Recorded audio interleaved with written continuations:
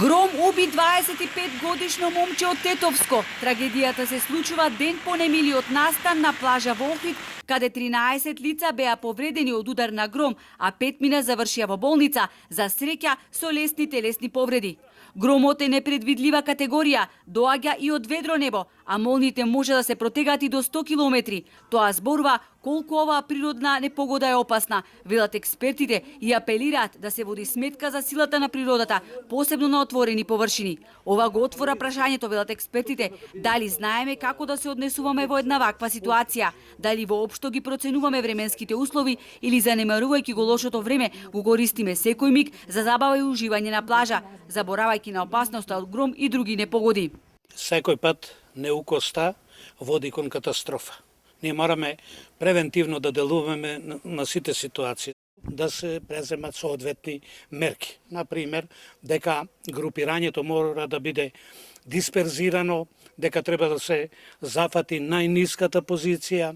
Многу често луѓето не водат грижа за тоа дека ако се во езерото можат да настрадат.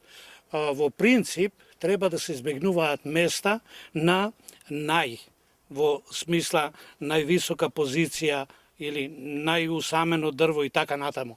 Најчесто тоа треба да се прави во некоја, би рекол, вака заклонета целина. Против гром не помагаат ниту градобините ракети, кои пак за волја на вистината по 35 години Македонија е укина нивната употреба. И ова не е единствениот случај во кој завлакно е избегната трагедија во Охрид. Жители од местноста Далјан, кои не сакаат да зборуваат пред камера, сведочат дека во саботата во доцните вечерни часови две лица, татко и син на 5-годишна возраст, и покрај лошото време одлучиле со глисер да се возат по Охридското езеро. Во еден миг глисерот престанал да работи и тие 2 часа сред езеро биле носени од водните струи во правец кон Албанија, во услови на силен дожд, ветар и грмотевици.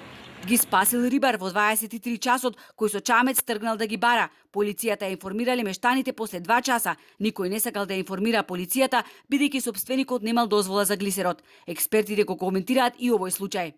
Секоја вода е опасна. Нема вода која не е опасна. Па и во тој контекст и Охридското езеро опасно. Не треба лакомисно да се пристапува. Во нашата стратегија што ја работевме на Факултетот за туризам за развој на туризмот во Охрид, ние предвидовме целосна еколошка заштита.